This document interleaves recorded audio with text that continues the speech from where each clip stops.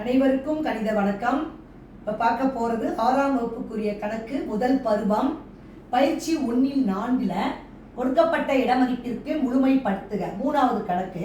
அதில் 5வது கணக்கை இப்போ பார்க்க போகிறோம். 33,75,98,482 கொடுக்கப்பட்டிருக்கு. அது 10 கோடிங்கிற இடமதிப்புக்கு முழுமைப்படுத்த சொல்லியிருக்காங்க. இப்போ கொடுக்கப்பட்ட கணக்கு என்ன? 33,75,98,482 10 கோடி அப்படின்னு கொடுத்துருக்காங்க.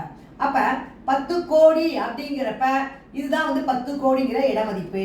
இதுக்கு வலது பக்கத்துல அடுத்து இருக்கிற நம்பர் என்ன இருக்கு? 3ன்னு கொடுக்கப்பட்டிருக்கு. அது 5க்கு குறைவாக இருக்கிறதுனால அப்ப நம்ம இதை முழுமைப்படுத்தும் பொழுது என்னவா மாறும் அப்படின்னா 30 கோடியாக நம்ம எழுதணும். 30 கோடி அப்படிங்கிறப்ப நம்ம என்ன செய்வோம்? இப்போ இங்கே ஒரு 3 0.